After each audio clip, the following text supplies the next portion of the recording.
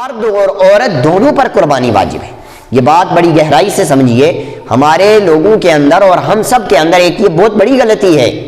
کہ اگر بیوی اور شوہر دونوں مالدار ہوتے ہیں تو گھر میں ایک ہی آدمی قربانی کرتا ہے اور یہ سمجھتا ہے کہ دونوں کی طرف سے ادا ہو گئی، تو نہیں ہوگی۔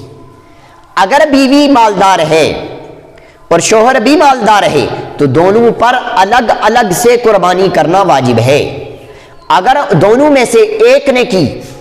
تو قربانی اسی کی ہوگی جس نے اپنے پیسے لگا کر کی ہے، دوسرے کی نہیں ہوگی۔ اور دوسری بات یہ سمجھیے، ایک اور بات ہوتی ہے کہ ہماری طرف کیا مسئلہ سامنے آتا ہے کہ ہم لوگ کیا کرتے ہیں کہ دادا ہے، دادے کے دو بیٹے آگے، ان کے پوتے وغیرہ آگے، اب کیا دیکھتے ہیں کہ دادا بھی مالدار ہے، بچے بھی مالدار ہیں، دادا کیا کرتا ہے خود قربانی کر دیتا ہے اور یہ بچے سمجھتے ہیں ہماری طرف سے بھی ادا ہو گئی، تو اس سے بچوں کی قربانی ادا نہیں ہوگی۔ اگر دادے